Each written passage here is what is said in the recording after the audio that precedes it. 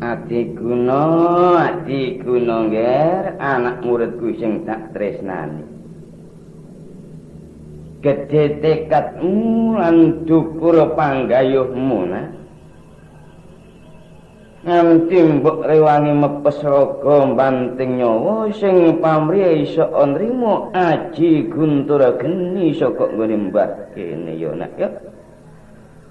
Mula wektu dina iki ngger wis titiwancine gugur anggonmu teteki. Ayo Adi Guna, gugur ya nak ya, gugur nak.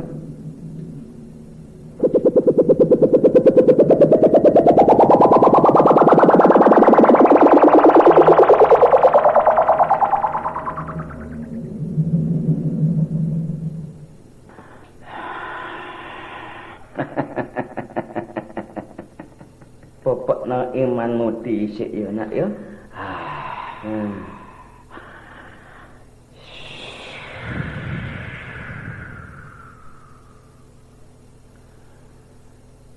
Yai, iya ngger. Yai Sabu Alu Yai. Iya nak Adi Guna apa ngger? Napa sedaya ilmu mpun tumancep tenggene jiwa lan raga kula Yai? Adi Guna, nggih Yai. Bebasan lulang wis garing saka pentengane tak umpamakno ngisani banyu sakjroning kendi wis kebek mencep-mencep nak. Lajeng Yai Sabu Alu. Iya ngger. Aji-aji napa sing pun dipun tumancepaken dhateng raga lan jiwa kula Yai? Iku mang ngarane aji guntur geni nak. Nggih Yai. Kula nedha nrimo sanget dhateng Yai Sabu Alu. Yai, kula dereng lega dereng lila Yai. Nek kula dereng saged mejahi sinten wong sing mejahi wong tuwa kula lanang Yai. Wis sak mestine ngger. Ananging wekase Yai aja sampe lali ya nak ya. Nggih Yai. Sakwise tak wejang aji guntur geni aja pisan-pisan kadunungan sifat adi kang adigung sapa sira sapa ingsun Yai gak seneng ya nak ya. Tansah kula ugemi Yai. Sebab kabeh aji jaya kawijayan kang wis surambah marang juragamu kanggo kepentingane diri pribadimu. Nggih Yai. Aja pisan-pisan mbok tamakno aji guntur geni yen ora nemoni pepeting angkuh desing perkara ya.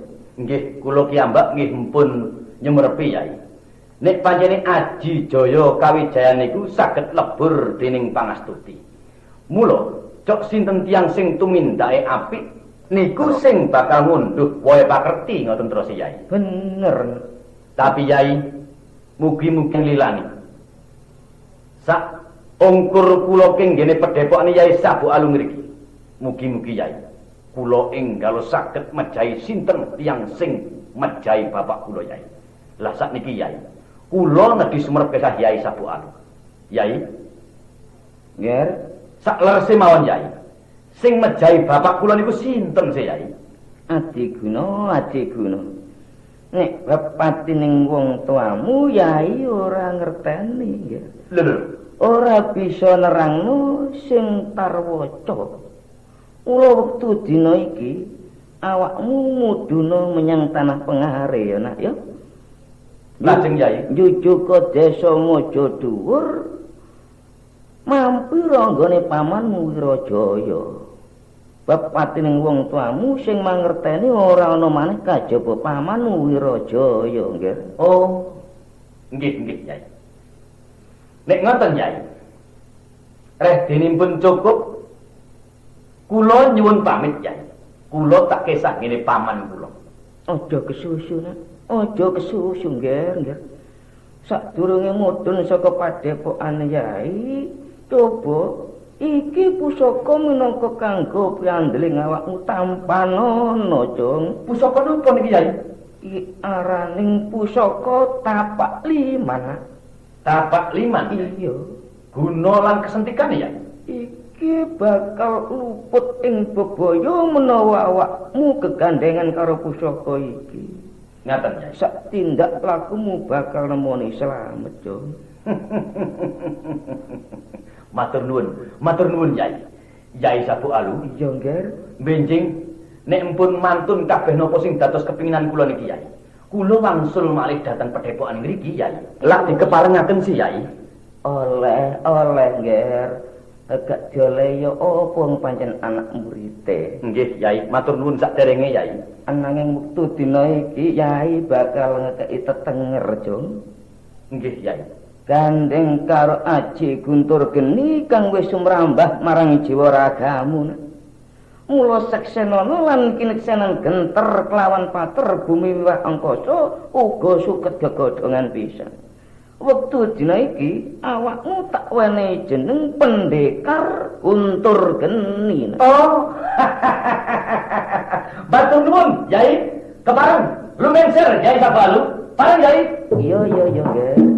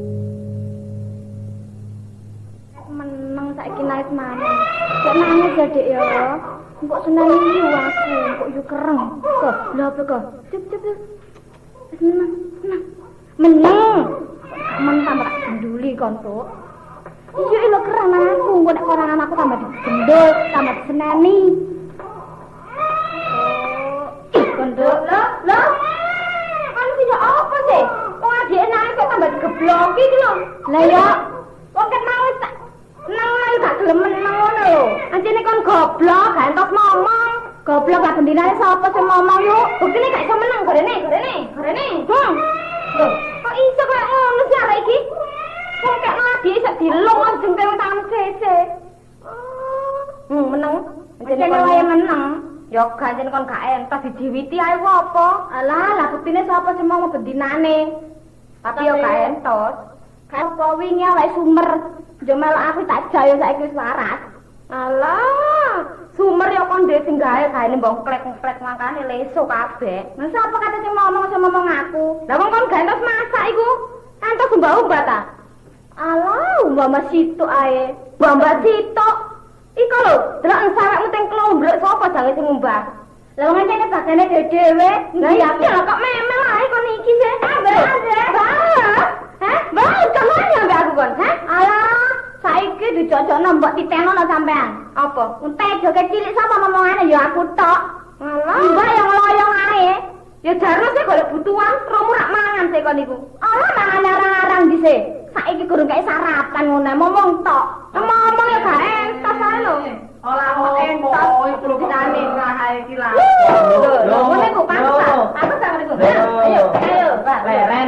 Leren. Pakane tipet. Lho, Ngene ku gak kurang ajar lek iku tambah suwe. Mbok ojo geger apa Osenak, wong karo dulure lho kok geger ae. Dirungokno wong lho gak pantes. Wong yahmene tukaran kok diarani royokan panganan, ngono lho. Alah, nang aku mama pegel-pegel lho mbok iki dendole yuk. Kencanawati, awakmu iki dulur tuwek nak, mbok yo sing ngerti. Aja morantangan karo adikmu, ngono lho. Mesti nglokno aku mbok iki gak ero. Nek diwaduli anak sing ayu dhewe percaya ae. Wong penggaweane momong ya gak entas lho. Arek nuwangi klengkengan, ya gak iso ngeneng-ngeneng ae. Lah gak entas kecil sapa sing ngomong adik? Ya gak konco masih aku barang. Alah, kok iso saur manuk koyo ngene iki lho. Susilowati ku ya ngono. Awakmu iki adik dulur enom nak. Mbok yo ngalao, mbok yo ngerti yo nek dituturi yumu iku nganu to gugun. Yumu ngono gak ora-ora awakmu nak, nuturi, ngandali. Ngono, Mbak. Wong dicendol ngono. Gelem aku dicendoli yo. Ya gregeten sih wong wani ku. Diomongi sak kecap ngono memel ae. Nih, kene aku sing gendong, tak gendongi. Masa wong tak jaluk iki lho, Mbak. Dadakno tejo dingenekno. Lho, apa rek? Wong adikne dadak dicekel bangkeane di selorong-selorong enggak ya leso sih. Makane dingenane ku sumer. Yo leso kakan dingplek-plek Susilowati iku. Lungguh tak kandhani lungguh kene. Ambekan mbok iku dhewe anak. Aku tok sing ngomong, adane anakku ae ngowo yo ngae. Ngene iku pantes ta. Kene lungguh tak tuturi pompong gak ono wong. Pompong sepi, bapakmu gak ono. Tak kandhani yo nak yo. Kon ngono arek wedok. Arek wedok ngono ibarate kembang nak. Wong ku nek seneng gak kurang-kurang nak karo kembang koyo apa sih contone? Yo digendong, diambung, disunggi, tapi ku nek kembange wis alum, wis lontur, diguwak-guwak. Mulane awakmu dadi wong wedok ku sing ati-ati. Mbok iki gak muri elek nak. Tandang gawe iki kok jarene aku meres anakmu enggak. Mulane awakmu cek kulino besok iku cek pinter tandang gawe, wong wedok pinter nyambut gawe nang omah. Rungokno iku lho. Rungokno geni gak entos, meneh-meneh melok maro tuwa ya apa kon. Alah ngomong arek cilik gak entos nek gak kebiasaane aku. Kon iki tak kandhani karo sing tak tuturi gak siji, gak Kencanawati, gak Susilowati. Nang iya kamar. Ngene iku. Ngono wis tangan tanah. Ngono iku. Sabar wong sing ngaiti. Engko nek aku gregeten kelaran tak banting babano. Ojo tak sing sabar. Ngono iku ya aku kok ngono iku apa? Wis ngalao. Cek ana silah-silah sing tuwek, cek ana silah-silah sing enom. Ayo. Ngono iku ya apa? Susilowati. Dhewe plak-plak kaya saenake dhewe ning gepok aku. Ojo ngono tanah. Dijar-jarno ya remek temen aku. Gak titekno ngamen. Gak ilok lho wani karo wong tuwek iku gak ilok. Kualat nak. Gugun tak ngomongin mbok iki gugun. Kenek gawe samu besok uripmu besok lho nak. Kon tak kandhani yo. Wong lanang ku nek ngarepno anake wong gak ujug-ujug nyangembe mbok ngono enggak. Karen takon dhisik nyanggone wong sing adoh kok kene. Pak, ini koyo napa sih Susilowati? Kencanawati koyo napa kali wong tuane niku wani ta mboten? Akad ta mboten? Metel ta mboten? Ngono lho nak. Rungokno, gobokmu rungokno. Kowe nanya ya. Kencanawati. Mbok kok dierek? Mana ngamburi mbok apa? Kok jengkel aku ngrasakno. Aja gegeran. Kon apa? Ayo. Mbok arek iki rek. Apa ayo? Lak mretel iki lambene wong gerang iki bendina juga kon bengok-bengok ae. Aku dijajarno aku digepuki terus e. Sakno ponakane ben. Gak ilok nak nek gegeran, seneng gegeran meneh-meneh mu ndak dadi bedes. Salah ya, segone mati. Aduh rek. Kaya pisane tundak-tundak. Engko nek jengkel-jengkel tak gagekno karo arek iki kok. Amben mbok iku mesti nyalam aku. Iya iku gak tau diseneni. Mesti aku ae. Delok entah nak yumu iku. Tandang gawe nok pawon. Ya umbah-umbah tandanganmu, tandangane mbok, tandangane bapakmu, tandangane Tejo. Kurangane apa sih? Yumu ya meneng. Sing kebangetan iki awakmu. Wong kadare ngomong tok ae lho nak, kok diisi awakmu? Ngomong tok mas ono gak soro. Alah yo umbah-umbah tok ae. Hei mbok, sampeyan aku lho dhewe bapak iki lho. Kok gak tau nantumen mulih. Nang aku gak tau dikek dhuwit. Ambekan sak wulan mulih pisan. Lupute ngono gak mulih blas. Nandi ae mbok. Wong jenenge bapakmu iku wong lanang nak, sing golekno ingon mbok, sing golekno ingon awakmu karo dulur-dulurmu. Ya nyambut gawe. Mbok bapakno gak mulih. Pokoke keluargane gak sampe keteteran ngono lho, Nak. Masih ngono aku ki anake. Bener dudane dhewe, wong Jawa kok bapake sawangane medhit ngono, Mbok. Nek bapakmu nur mangsaku ya gak medhit iku, Nak, oleh kaya pira-pira ya biuk nyang Mbok. Sing kok pangan bendinane, sing kok ge nyandangku ya kayane sapa nek gak kayane bapakmu. Ora ngantuk kok tau jajan. Jajalen awakmu yumu. Iku anakku walon karo bapakmu. Gotene kok Jawa, kok sayang, wis gak emper-emper anakku walon. Kurangane apa sih? Iya nambah yu, ambek aku sejo ngono bapak delokane, ditenono nek teko. Alah, kok iso siji sih? Engko dikon tuku mbako. Susuke ya wis kaleng balekno ya wis kok pek. Kok lunga yumu sih? Ya enggak. Kulo teko bojomu lho. Lho, Rasani. ojo ngomong ngono, Saru. Tak wuruki ya. Kalau bapak teko mbok, lak ngono sih, Nak, wis gedhe ngono. Ah, Alah, wis kulo bojomu teko ora denono. lho pantes. Pakai mole barang. Kene lho Kang, ndang lungguh ta. Ada beda ya rek ate dibagekno. Sakjane ya wis mangkete mlebu aku. Ndelok awakmu kok rupane gegeran ambek anakmu lho. Male mandeg aku ana tengahe lawang. Ya gak geger ngene iki jenenge Kang, wong karo anak kok geger. Aku nuturi nyang arek-arek.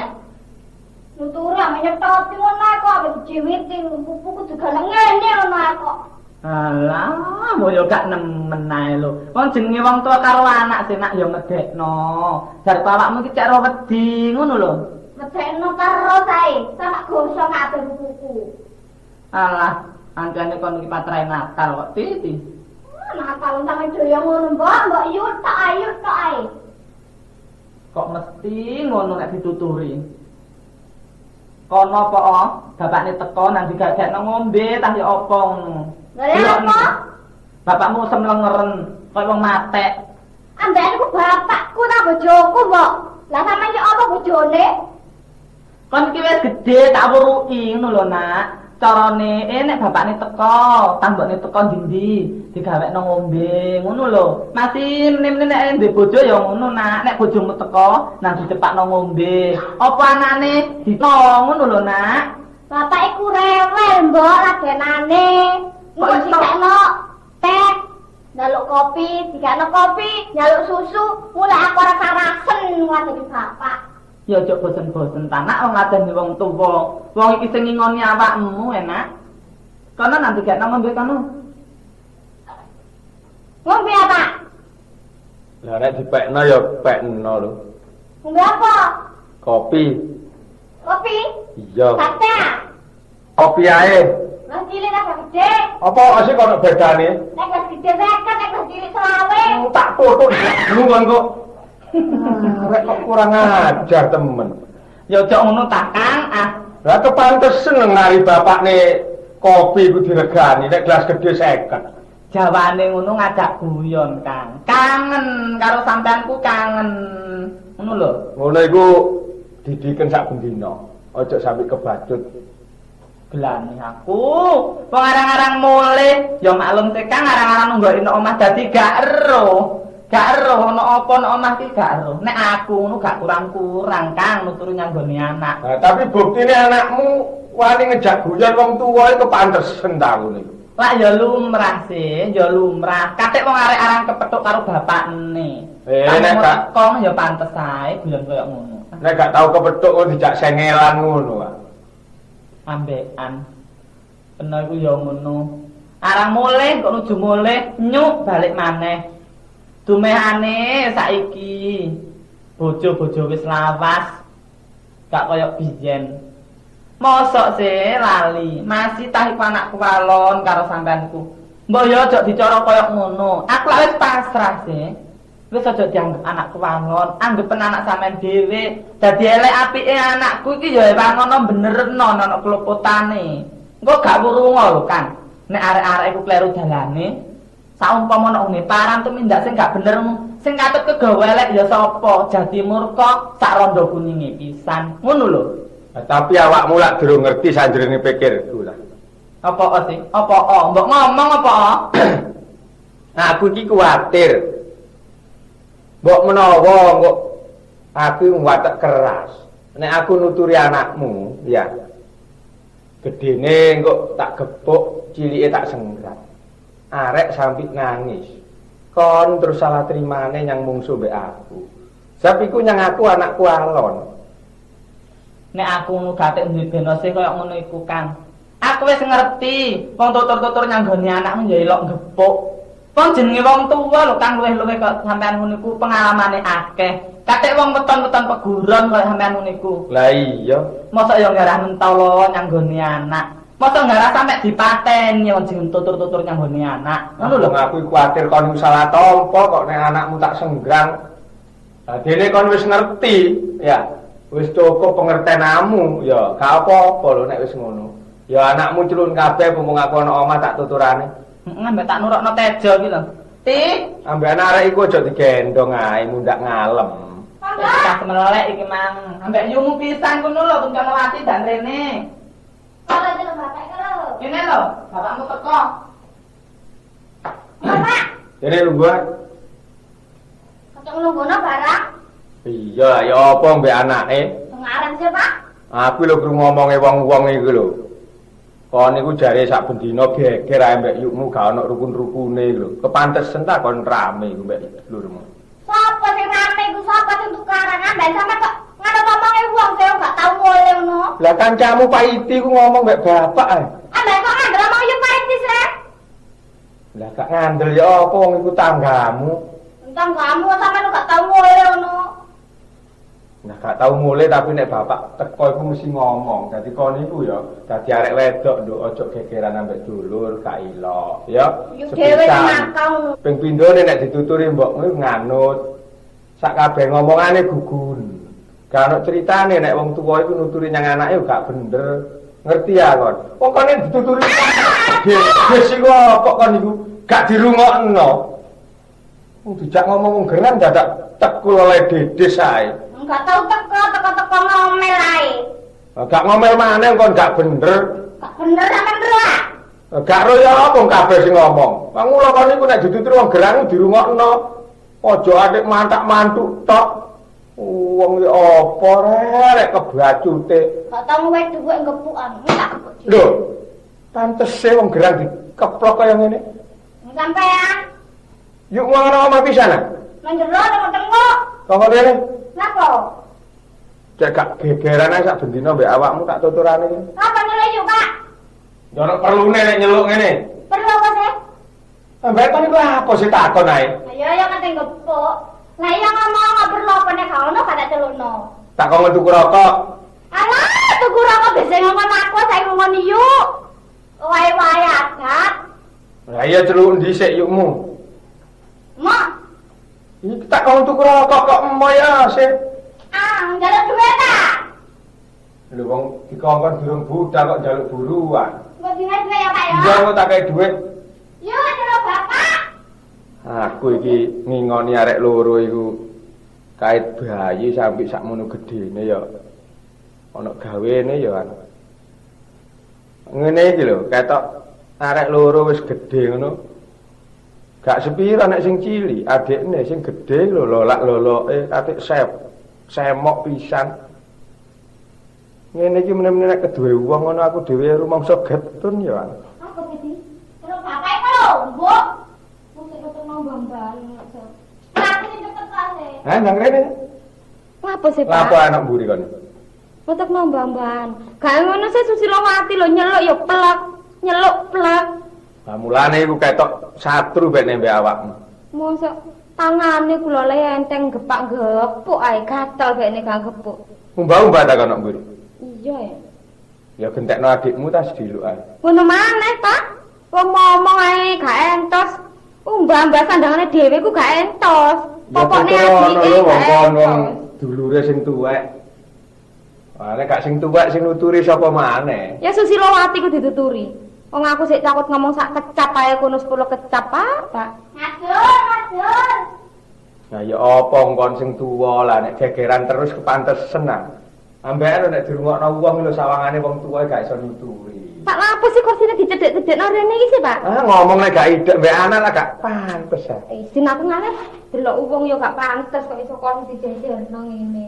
Apa sih? Nek kono ra wis Pak. Aku ngomong nek gak nyedak ambek awakmu gak pantes. Gak enak lho rasane. Ngono iku. Kono iku dicedekno maneh. Wis tarine ya ta idek rene lho. Mok kali ini. Wong dijak rene kok iso gak gelem. Iya ta? Tak kandhani. Mau pandhe kono ae ta, Pak?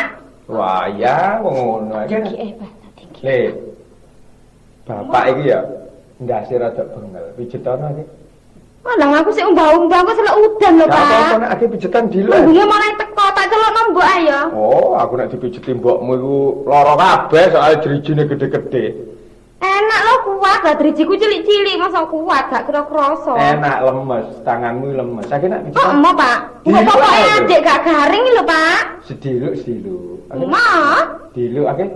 Mbok ae kok sih, Pak? Wah, aku wis gak kedugane nemen mbek mbokmu kok.